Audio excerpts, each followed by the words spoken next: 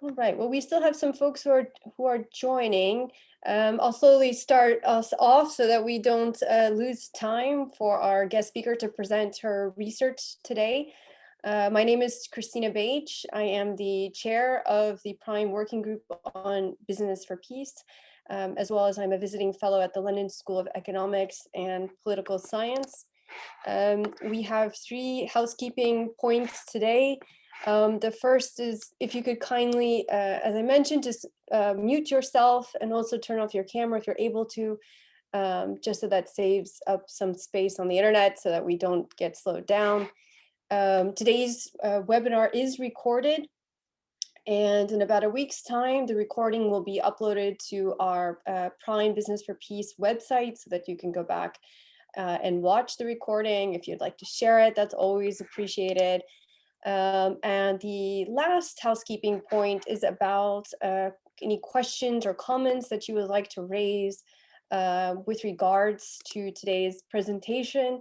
You're welcome to do that in the chat function at the bottom.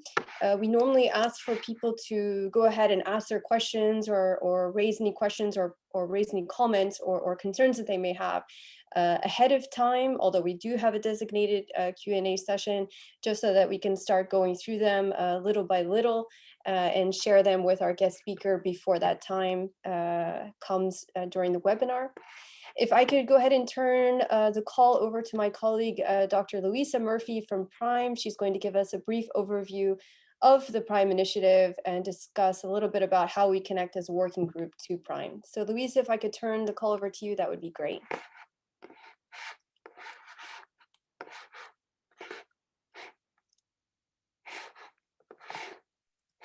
Hi, everyone. Thank you very much, Christina, for the warm welcome, and thanks to all of you for joining us today. It's my delight and pleasure to welcome you. And I'll just tell you a little bit about Prime, also referred to as the Principles for Responsible Management Education. It's an initiative that was established in 2007. It was established by an international group or task force of deans, university presidents, and academics. It's a United Nations sponsored initiative and a sister initiative of the UN Global Compact. And our purpose is we serve as a platform to raise the sustainability profile of business schools. And to do that, we work through 6 principles to provide future business leaders with the skills and competencies that they need to address the sustainable development goals by aligning with the UN Global Compact. To give you an idea of Prime's reach, we have about 860 signatories around the world. We operate in 95 countries, and we operate most importantly through 12 regional chapters and our 8 working groups, like the Business for Peace working group. Today, we have many working groups that work on different issue areas. Business for Peace is a very interesting and important working group among other working groups, such as the Working Group on Business and Human Rights, Climate Change, Gender Equality, Prime Working Group on Sustainability Mindset. I will share all of the information about our working groups if you'd like to learn more in the chat after I finish my presentation. But just wanted to give you an idea of the Prime Working Groups and how important they are to achieving our vision and mission. Prime Working Groups work on a global stage and are very important in connecting different universities across the world. And just to kind of conclude, I will make a quick announcement about the Prime upcoming Global Forum. It's a conference that we hold on an annual basis, and it's this year actually going to be held in conjunction with the UN Global Compact Leaders Summit, which we're very pleased about. The Leaders Summit had about 22,000 participants last year, and the Prime Global Forum had about 1,000. So we're very excited about the overall reach of the Global Forum this year. The Global Forum will be held on the 16th and 17th of June, immediately following the Leaders Summit, which takes place on the 15th of June. And I'll also provide more information about the event, but we really would encourage you to join us, and we hope you're able to make it. And I should have mentioned that the theme for this year's Global Forum is accelerating the collective impact of management education in the decade of action. And this event is geared towards academics, businesses, and students. So we hope to see you there. And I will now pass back the virtual microphone to Christina. And thanks for your time, and thanks again for joining us. That's great. Thank you, Luisa, for that introduction to Prime. And we really welcome everyone to follow Prime and to learn more, especially about the other working groups. So our working group on business for peace was founded in 2014 by two academics, one Robert McNulty from Bentley College, and the other John Katzos from American University in Sharjah. Since then, we have developed into a community of about 200 academics and practitioners who are interested in the business for peace space. We aim to promote learning and research about the business for peace space, particularly within business and management schools. We've increasingly been promoting collaboration among academic disciplines, including political science and international relations departments, because of the interdisciplinary nature of the field. Among our activities, we organize webinars such as the one today. The last one that we organized was with the Prime Working Group on business and anti-poverty to promote better understanding and research on how business can promote issues relating to poverty in complex environments. We promote research, of course, and then also support students in their internships. So if I could start to turn over to today's call that is focused on management and war, how organizations navigate conflict and build peace, I'd like to briefly frame this discussion from a business for peace perspective. So for those of us who work on or work in complex and fragile and conflict affected environments, know that peace and development are continuous processes that require constant cultivation and may necessitate decades of sustained effort before they actually materialize. There are two main guiding paradigms of our understanding of peace. On the one hand, we have a narrow view of peace, which is concerned about an absence of physical or direct violence, which is known as negative peace, whereas a broad understanding of peace emphasizes indirect or structural violence, otherwise known as positive peace. Positive peace is a thriving peace, one that is collaborative, complex, and inclusive, and allows, in the father of peace research, Johan Galton's words, the integration of human society. A positive peace has all of the elements reflected in the concept of human security, including freedom from fear and want, referring to inclusive and equitable economic growth, social inclusion, justice and good governance, fair and dignified employment opportunities, environmental protection, among others. Well, business for peace, or B4P research, is interdisciplinary. It leans on business ethics, corporate responsibility, peace and conflict management, human security, law and human rights, gender, development, and peace economics and environmental studies. So it is extremely interdisciplinary. Scholarly interest focuses on how or whether, by moving from compliance, do no harm, and conflict sensitive business practices to pursuing, for instance, responsible business practices, companies can address drivers of conflict, including structural inequalities, and create the conditions that lead to peace.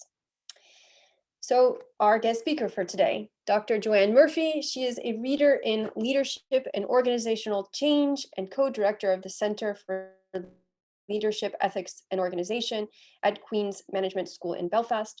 She is also a fellow of the Senator George J. Mitchell Institute for Global Peace, Security, and Justice, and a senior fellow of Northern Ireland's policy think tank, Pivotal.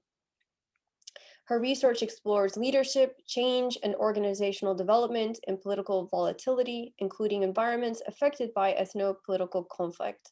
She has worked extensively with business, government, not-for-profits, and police and security organizations to build leadership capacity, management, change, and achieve resilience. I am very excited for her to present her work that specifically focuses on a book that she recently published entitled Management and War: How Organizations Navigate Conflict and Build Peace, which was published in August 2020. Dr. Murphy or Joanne, if I could turn the call to you to present your work, and then we will have about 50. Great. I'm getting a little bit of interference on the line, so I'm not sure if everybody else can hear it as well, but I'm gonna start, providing you can hear me, and I'm gonna try to share my screen. While I'm doing that, can I just say a huge thank you to everyone who's come on the call, but particularly Christina and Louisa, who have organized today. It's a real thrill to do this, and of course, you know, for anyone who's put together, you know, an extensive piece of research in something, you know, we try not to be too boring when we're talking about it, because we're generally very, very, very interested in our own work. So I will try to move through things at a bit of a pace, just to make sure that I kind of keep your interest, and also that you get the kind of main areas of work that I'm trying to talk to. Can you see my screen okay? Is that still okay, or is it still sharing? Can you see the slides? Yeah, okay, The great. slides, okay, now they're back. Is that okay? Is it Yeah, possible great. Say that again, Christina. I just didn't hear that. I'm sorry, is it possible to make it bigger if you choose the, I forget what the button is exactly, if you use the I'm gonna see if I can, it's not doing anything now. Oops, I shouldn't possibly, oh no, right. Does that help at all? Yes, that's perfect. That's perfect. Is that okay? That's Okay, great. Okay, yes. Good. So as you can see, you know, we're all still getting used to the brave new world of technology that we're using. So I mean, what I really want to talk to you about today is, I suppose, to some extent, the type of work that I do, the research that made up this book, and other work that I've done as well, which sort of feeds into the same area. And I suppose, firstly, how I got into doing this, because, you know, I work in a business school and a management school, and I suppose for many of us, this is a real interdisciplinary challenge. But if, you know, it's a very interesting area of work to be involved in. And I think, you know, a really significant and important and genuinely impactful area, which I think is very often neglected when we think about business and we think about management more generally, and the significance of management, not just to so-called ordinary societies, but also within societies where there has been or continues to be significant ongoing conflict. So I started off as a political scientist. I was very interested in conflict, as many political scientists are. I did some work for a while in the Middle East, in the West Bank and Gaza during the Second Intifada. And then I came back to Northern Ireland, where I'm from, and I started working in what is generally referred to as the community relations sector. So a sector within Northern Ireland and Ireland more widely that looks at conflict transformation and the significance very often of non-governmental organizations and community groups in that conflict transformation process. So now that was about 20 years ago now. That's a long time ago. But I was very interested then, and I remain very interested in some of the decision making around conflict, because it became very clear to me almost immediately when I was working within those organizations that some of the most significant decisions were not made by political actors, and were not really actually made by community actors or by security actors, whether they were state security actors or whether they were non-state actors. They were actually made by managers within organizations who were doing their best to keep things moving forward in sometimes very, very difficult environments. And so that's kind of where my interest in conflict and in the management of conflict, if we think about it like that, came from. And that's what I want to spend just a little bit of time talking to you about today. Now, you know, it's very important, I think, to situate this work within a much wider tradition of management scholarship. And many of you will be familiar with the type of work, you know, that's illustrated on this slide. And this obviously represents a tiny, tiny amount of the huge amount of extraordinarily good scholarship that's out there. So when I think about this work, you know, I think about the type of work that Mark Durand has done with his Doctors at War book, which is, you know, an incredibly interesting way of thinking about organizational actors within conflict zones, active conflict. I think about the sort of resilience work that underpins Snook's work in terms of Friendly Fire, the sort of management of memory that people like Harris Halovich do so incredibly well and evocatively, you know, and then issues around, you know, the management of change in extreme environments. Change is a particular interest of mine because I work on the principle that very many conflicts underneath those resolution processes and transformation processes exist processes of organizational and institutional change. And we don't nearly think about the significance of that change enough, because that change very often determines, and the management of that change very often determines whether those processes succeed or fail. And I see myself coming from a management and an organizational studies tradition, which is embodied by the kind of work that Andrew Pettigrew is doing and has done over the past decades. So I'm really focused on context, on process, and on time. And, you know, when I think about my work, you know, I always come back to a particular quote of Pettigrew's that, you know, that we tend to think about extraordinary people and extreme circumstance. The untidiness of chance, unintended consequences, and counterproductive actions. So when I'm looking at these processes, that's what I'm trying to look at within that processual research tradition.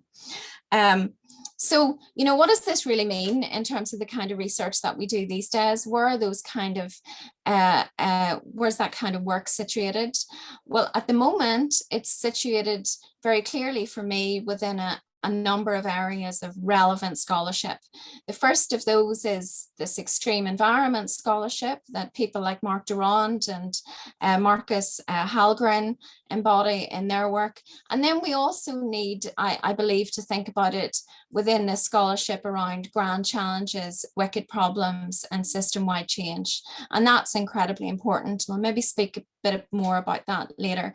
And then, of course, obviously, and you know, and very important in terms of where we are today, we think about it in terms of the business and peace literature and research and conflict studies more generally, because one of the great aspects of this type of work is that people are coming from lots of different areas and lots of different backgrounds. And that makes it, you know, fascinating and genuinely impactful in that, you know, I believe that myself and a lot of my colleagues who work in this areas who are distributed all across the globe are really, you know, carving out a significant subdiscipline within both management and business scholarship, but also within conflict studies as well. And I feel very strongly about that. So then, you know, I've spent a lot of my academic career looking at environments that would be characterized as conflict environments. I should say that as someone who is from Northern Ireland, that grew up during the Troubles in Northern Ireland, that was an adult when the ceasefires were declared, and who was peripherally involved in some of the processes around the Belfast or Good Friday Agreement in 1998. Conflict for me is pretty normal. Okay, it's not something which is terribly unusual. So the sort of scenes that many of you will have seen over the past decades in relation to conflicts, and particularly in relation to Northern Ireland, were the kind of things that I grew up with as a child and as a teenager. So that's important to say, because it isn't actually normal. It's not a normal environment for anyone to grow up in. And we have to understand that, I think, and understand the abnormality of being careful what you say whenever you're in public environments, of being very clear who you're talking to, of understanding the religious and the political perspectives of the people that you speak to. And that's something that if you grow up in a divided society, you learn very quickly and you become quite focused on very quickly. So it's important to underline that abnormality as well as a researcher, but also, you know, in terms of this work more generally. So in terms of the book, one of the things that I tried to do in the book was to take 3 conflict contexts that seemed to me to be of particular interest and also seemed to be accessible, in the sense that they were contexts that had gone through conflict and should be coming out the other end.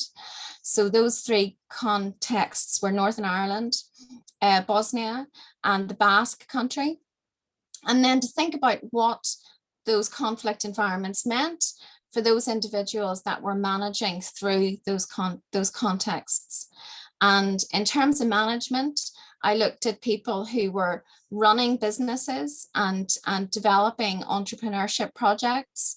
I looked at people who were almost in charge of the management of memory, so people who were working within heritage organizations, those who were impacted by the management of space, so people who worked within planning departments in government and local government, and people who had a focus on things like public housing. And those are the kind of areas and environments that I was really focused on. And I suppose what I want to do within the next sort of 10 minutes is to give you a bit of a flavor about where, you know, what we kind of learn from those people's experiences and the difficulties around that. And the need simply to keep things going, you know, the idea that even in the most difficult contexts, there are lessons that can be learned in terms of management, in terms of leadership, and in terms of resilience. So I suppose one of the things, you know, that we try to do in terms of intense conflict is to make a distinction in terms of what intense conflict really means. And for very many of the people that I spoke to, intense conflict were very often, you know, being in the midst of a conflict flare or being in the midst of a really, really difficult environment. And one of the things that was incredibly significant about those conversations was that almost everybody, so whether you were talking about people in Sarajevo under siege, or you were talking to people in Northern Ireland at the beginning of the Troubles, people almost always said, we didn't think it would last. We thought this would happen for a couple of weeks and then things would calm down. And that's one of the things that we have to understand, that we see these conflict contexts, we think they might be over quickly, but the longevity of conflict is incredibly important.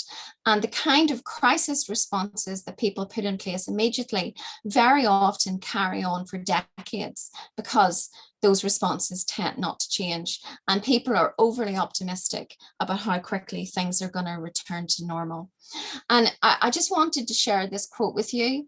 This is an interview I did with now a very actually well-known Northern Ireland businessman. But he was talking about his first business enterprise, which was a bar in a part of Northern Ireland that was at that time quite segregated, quite difficult. And he had put all of his money, and as he said, more importantly, all of his parents' money, their life savings, into buying this small bar, and came under very significant pressure in terms of paramilitary intimidation to begin with, but then also pressure from the security services and the police to work with the police. And he speaks very eloquently about the fact that he didn't trust the paramilitaries and he didn't trust the police either. And he was stuck in this sort of liminal space in the middle, trying to manage in what was a very difficult environment. And he said, in those first few years, I can tell you we had a door that squeaked and I thought sometime in my life I'm going to work in this bar and that door will squeak and my stomach won't tighten. I'll not have that fear in me. The first year was just like hell. And so what you're seeing are people managing through what are personally extraordinarily difficult times. And one of the things that I talk about in my book, and I mean, we don't have time to go into it here, but just this duality of fear on the one hand, but also extraordinary courage on the other, that people are determined to push through these incredibly difficult times. One of the other things, and again, I talk about this in much more detail within the book, is the experience of, people in Sarajevo during the siege. And this man in particular, many of you will know, I'm sure, much more about Sarajevo and Bosnia than me, but we were very privileged to meet Ismet Kemalik, who was the civilian commander of Dobrinja during the siege. And Ismet talked to us about the management processes and the leadership processes that went into simply keeping people alive. And he talked about 3 very clear management lessons within that. The first one was leadership itself, the idea that you learn that you're not that important.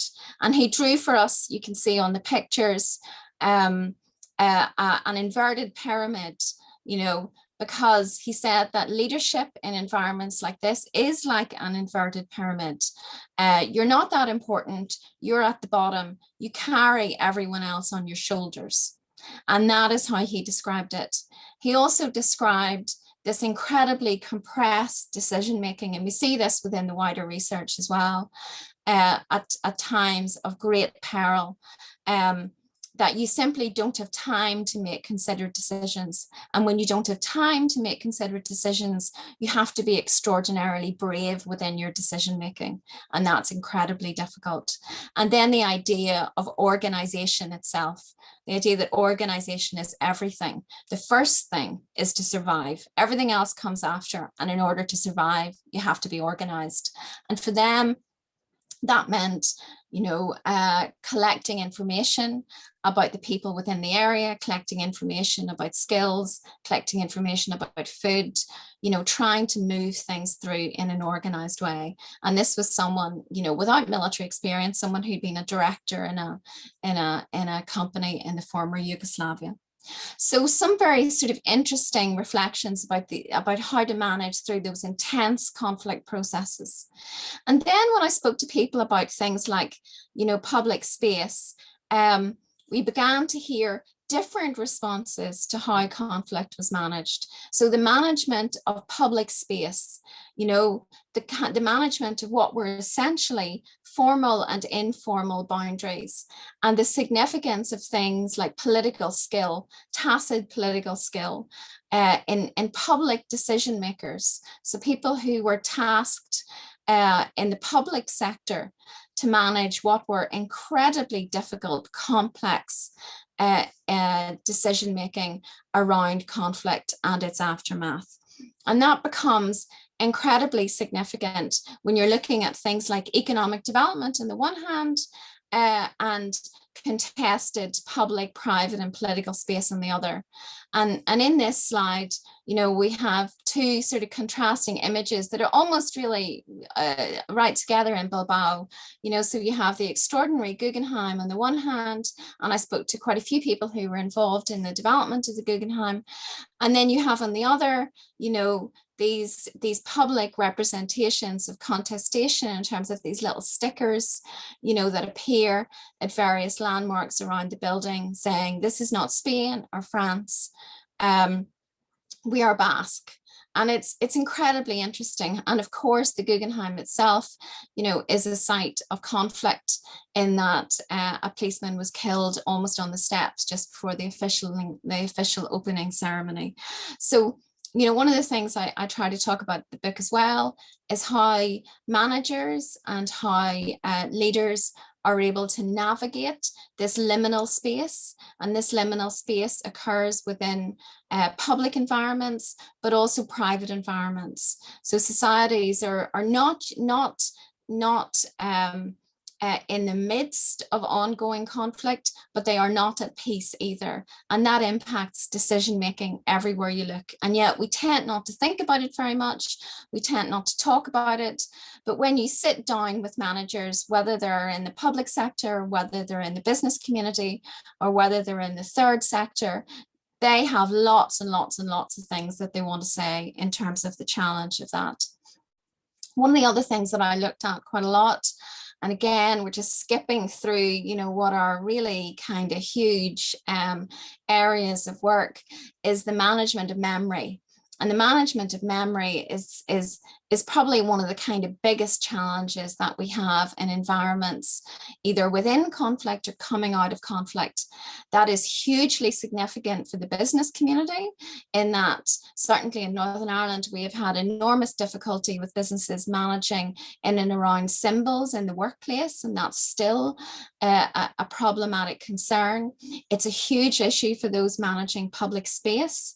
For any of you who've been, I suppose, watching the international news in the past number of days, you'll see that there's been quite a bit of street violence in Northern Ireland, and most of that street violence has occurred in and around the location of this mural. And this mural is a long-standing mural, you know, there to commemorate the kind of Battle of the Boyne in Northern Ireland, for anyone who knows about that, something that occurred hundreds of years ago, but still has enormous and significant resonance within in some communities in Northern Ireland. One of the things I was really privileged to do was to speak to museum curators in the Basque Country, in Bosnia and in Northern Ireland, and they had some extraordinary stories.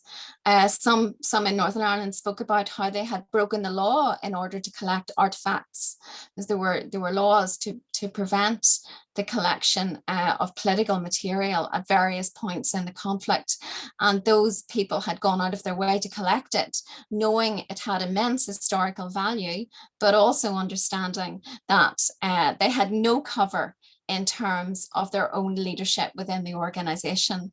And that in itself, you know, gives you an illustration of the real complexities around how we actually begin to think about memory. And yet it's not something that tends to come up too often within the research around those kind of processes.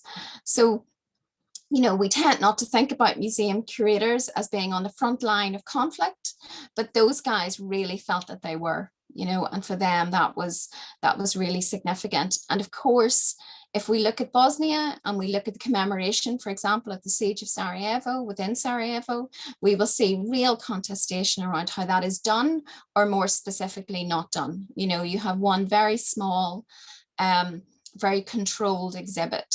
And given the international significance of that event and the siege itself, that seems absolutely extraordinary, but hugely contested again within those environments. And then the last thing that I kind of want to talk about is just this idea of decision making and the difficulties of decision making, and the fact that people are decision making very much within this concept of the grey zone, something like Primo Levi spoke about. So decision making under duress, where there is very little, very often no good outcome in terms of the decisions that are made. And that's something that we came across again and again when we spoke to individuals, that they felt that they simply could not make a good decision. So they either, if we think about the bar owner, we spoke about at the very beginning, he talked about the difficulties of working with paramilitaries on the one hand in terms of employing staff, and the compromises that he had to make in order to do that, which he had real difficulties with, but understood in relation to the environment that he was in. So that sort of decision making, the difficulties around that, was something else which came up again and again. So I just want to I want to end it there, because I want to leave some time for questions. You're very good to listen to me. It's a bit weird doing these things on Zoom. You kind of feel like you're talking into a bit of a void. So hopefully you'll all come out of the screen in a second. The last thing that I would say is that it has been a real privilege to do this work. It has been a privilege to speak to all of the people in all of the conflict zones I was able to interview, and to have some time to write that up.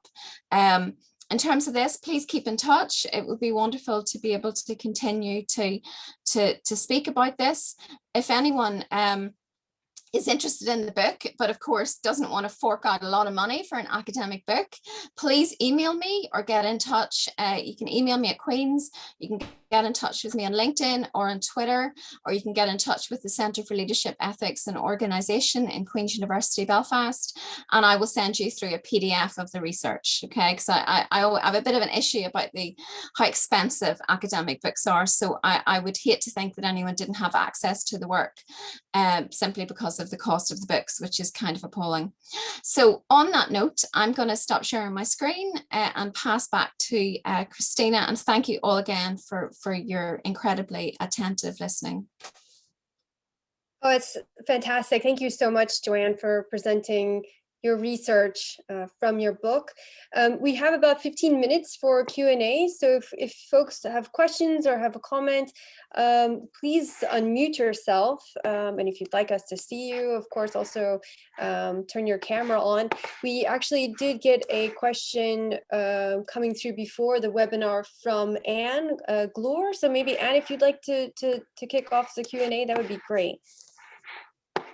And please don't forget to introduce yourself, of course, and tell us which professional affiliation you'd like to mention. So Anne, I'm just trying to unmute you. I think you need to accept it though.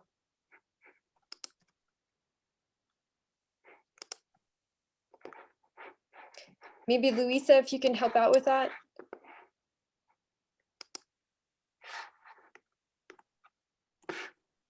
Yes, let me see. Ask to unmute. Yeah, We can working ask to unmute and then it automatically goes. Can you hear me? Yes. I can hear you. Hello, everybody. Great. My name is Anne Glore. I'm the director of Nexus Vesting. We are working with companies on their role for peace in conflict-affected environments, and also on their conflict sensitivity, the two being obviously related. So thanks very much, Joanne, for your presentation. Hugely interesting. I hope to be able to read your book one day when there's a little bit more time available. But it's so important, your research, and very timely, I think. My question is maybe a very general one. It has to do with this difference between types of organizations. I'm thinking of companies compared to NGOs, compared to governments. One might think, you know, there is a huge difference also in terms of conflict sensitivity, and definitely in terms of the role they can play for peace. At the same time, my experience is maybe there is not such a great difference. How would you distinguish the roles, and to what extent are they complementary? And this will also lead to the question of, you know, possible collaboration, which is not necessarily happening enough. So do you mean the roles of businesses and other types of organizations, or? When you compare the role of NGOs for peace building to the role of governments for peace building, and then the role of companies for peace building, probably the role that is the least known. How would you describe the main differences? So, I mean, I think it's a really interesting question, and it probably relates to just how much scope and knowledge, you know, and you've raised it yourself in terms of conflict sensitivity, how much knowledge organizations really have. You know, businesses play a really significant role, and we've seen lots of examples where businesses can be incredibly positive and play very positive roles. I think the really significant, I suppose, finding from my research would be that businesses really, really, really need to understand the environment they're in. And you only tend to get that whenever they're either embedded in the communities themselves, or they are very closely connected to other more local businesses that are. So the Confederation of British Industry was quite significant in terms of some of its earlier work around the conflict in Northern Ireland, but that is because it drew its membership from the Northern Ireland business community. I think one of the things we see people really having problems with is when they take positions that aren't just as that aren't as informed. And that's really difficult, because you can have businesses create enormous difficulty for themselves and for others very, very quickly.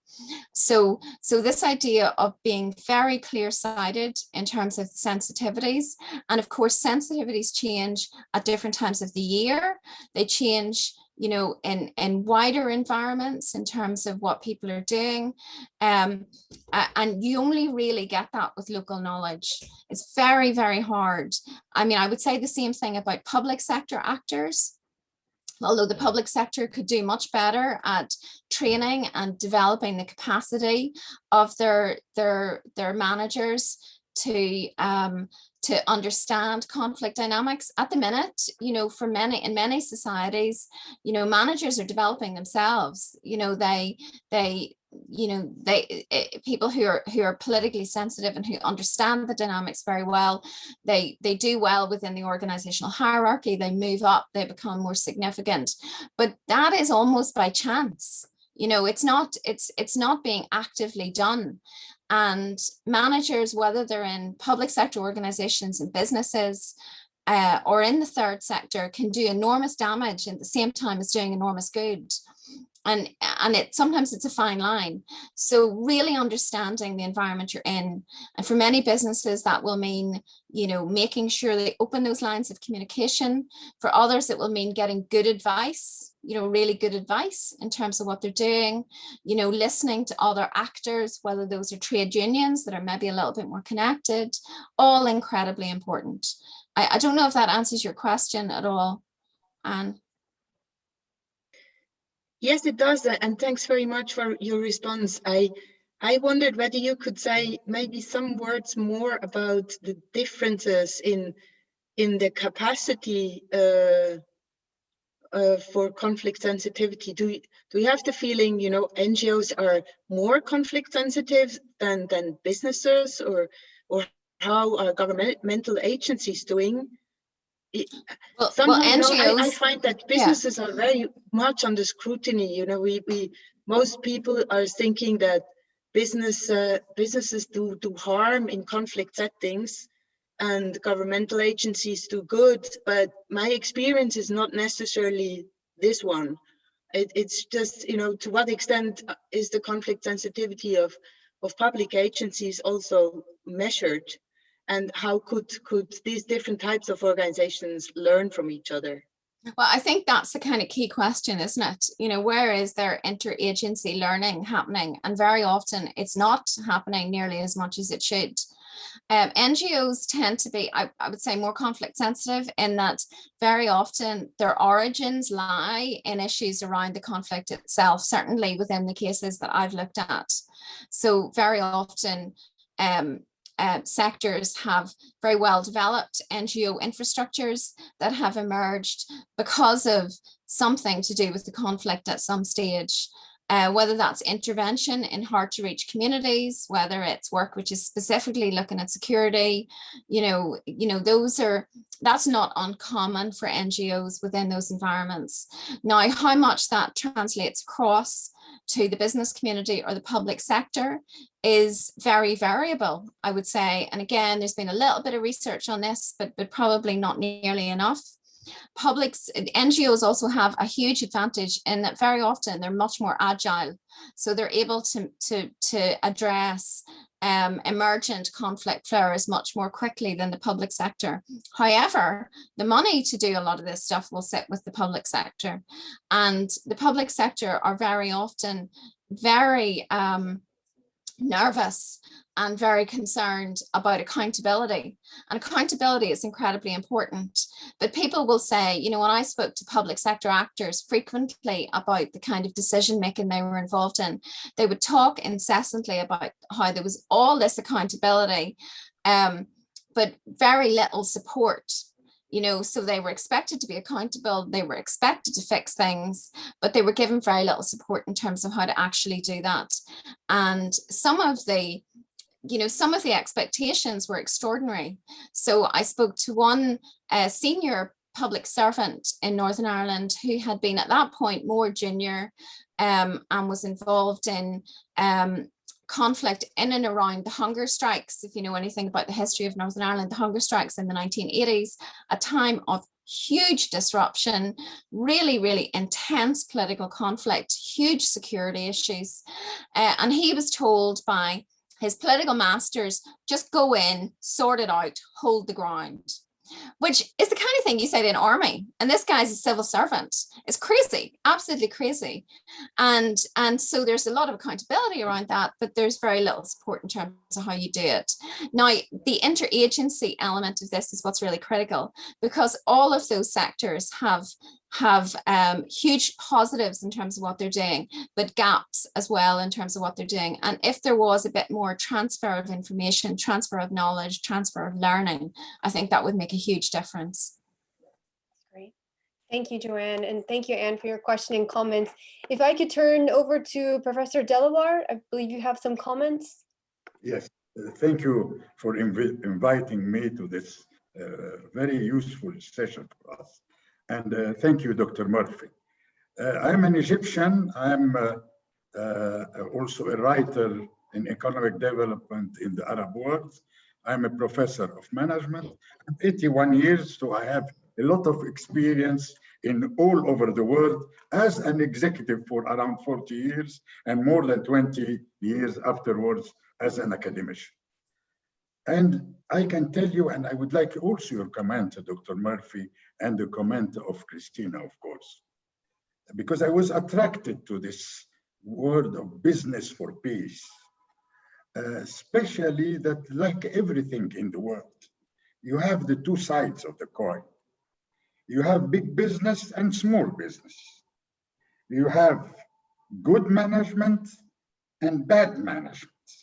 You have good business and bad business. As a Francophone, teaching to all in universities of the African Francophone countries, I can tell you that big business is the essence of conflict in Africa, in my continent. Not against conflict, on the contrary. Conflict for cocoa, conflict for raw materials, conflict for, they are even supplementing the tribes with arms and so on to have more conflict. They are interfering politically in the conflict for both sides, conflicting sides. So our problem in Africa is the reverse, that big business is doing conflict in Africa, is behind conflicts in Africa. I'm not relating everything, but you can search and find how things are. And I would like to have those two, probably your endeavor in business, should it counteract this type of business causing conflicts in our continent? Thank you. And maybe Joanne, thank you so much, Professor Delaware, for the comment and question. And Joanne, maybe before you answer or respond, maybe could we ask Catherine if you would like to join us? You had, Catherine is from ODI, and she had put in a comment about CDA's recent research. And Catherine, if you're on, would like to give the floor to you. Yes, I am on. I was just trying to find my reveal face icon.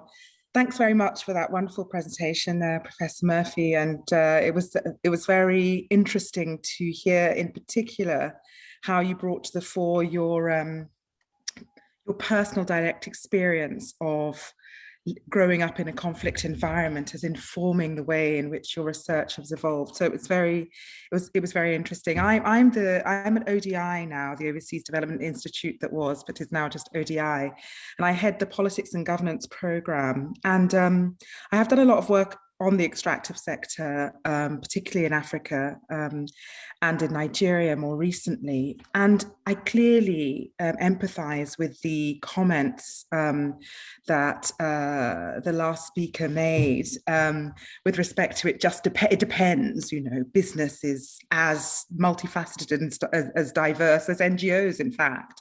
So it depends on if they're operational, depends on if they're organized in associations, depends, you know, what particular impact or interest they might have in building peace. And in the chat, I referred to some work that CDA Collaborative Action put out a couple of years ago. It was the results of 5 years extensive research with PRIO and a number of others. And it basically tries to document what has actually happened, in what contexts has business actually been seen to contribute to peace. And some of the observations were really, just as I said, it depends. And where business has actually had an impact tends to be where it is most risk exposed.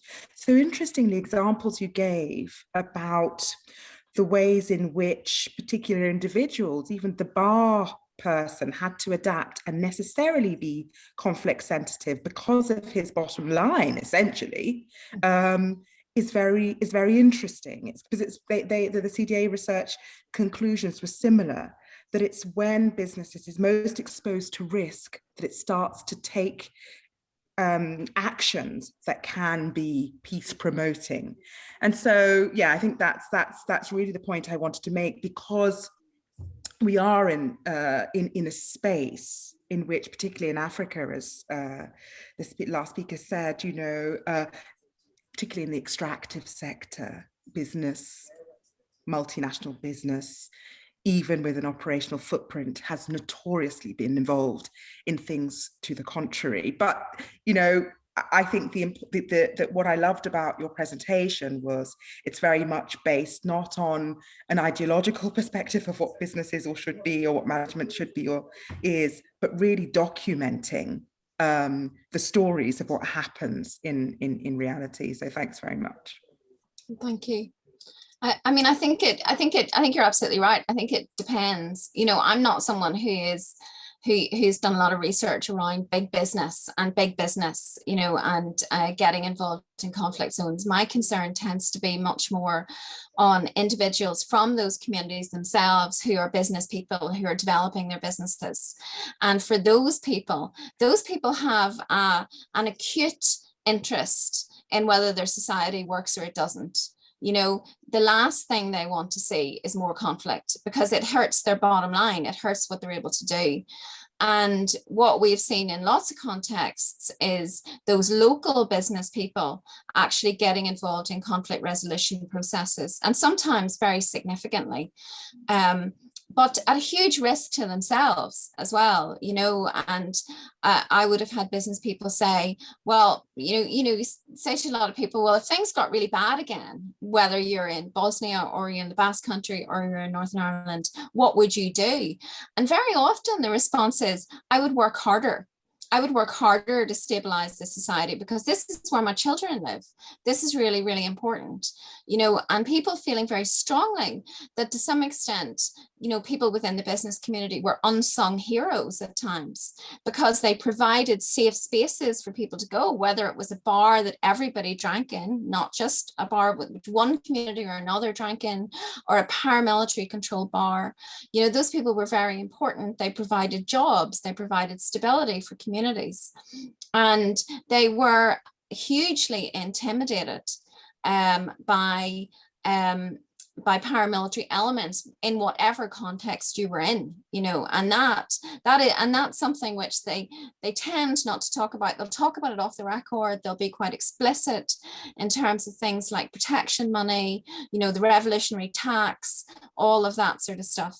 But that is the reality for indigenous businesses. However, I think Professor Delaware makes a really, really important point in terms of, foreign direct investment and companies who have no real loci within the locations, no real personal connection getting involved, and the damage that causes can cause. So it just depends where you are, who you're talking about, the size of the operation you're engaged in. It's great. We have time for maybe one more comment or question. And if not, maybe Joanne, we can ask you to wrap up. So we have about 1 or 2 minutes at the very end for me just to close the webinar up. Yeah, I think Jay has, I think I just saw a question pop up there with Jay Joseph. Yes. Hi, Joanne. Hi, Jay. Thanks very much for the presentation. It was really nice. I thought an interesting part of what you're talking about is actually the psychological aspects around management and organizing. So I think, to be fair, a lot of the discussion, I think to be fair to the Business for Peace field, it's already established that either local businesses or MNEs, they can do good or they can do bad, both in active conflict and post-conflict situations. And there's a good deal of research on that, already at an organizational level, and then there's, sort of macro level research around that also.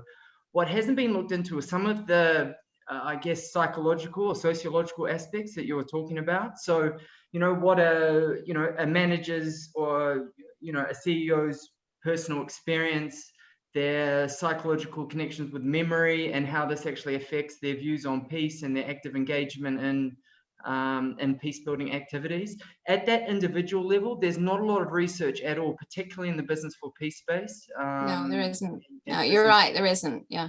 So, and I'm just interested from what you're saying. What do you think the next path forward is, particularly for organizational studies? Is, many of us on the group are looking into these sort of areas a little bit more. Well, it won't come as a surprise to you that I would say, we need to start looking at these kind of the human aspects of this, and the reality of people. Everyone within a divided society or conflict context who is managing is a member of that society, is also part of the conflict itself. Many of them have had really difficult experiences. All of them will have particular views, and yet and it's expected that people set those views aside and decision make, which is complete nonsense. Of course they don't. Now, they may become consciously aware of their views and manage around them and take them into account and be very, very reflexive, but they may not. And that's the difficulty about this. But there is certainly this idea of objectivity around decision making is nonsense. And so I think if that I suppose is my concern, my interest, how people manage actually on the ground, how they actually manage, as opposed to, ideas of how they might manage, and then what it is to manage in those environments, to build businesses, to develop organizations, to make decision making around policy, to deal with the personal fear that's involved in that, to how you build capacity for people to be able to cope with that, because these aren't going away. These issues are going to be with us, unfortunately, for a very long time, and we have to begin to get a grip on that. So I suppose my concern is to sort of take it down a level to, we know a lot about how big business operates within conflict, and the people that have done that work, it's fantastic work, but it's not the only thing that's there. And so I suppose my interest is a bit more kind of macro and meso in terms of organizational levels.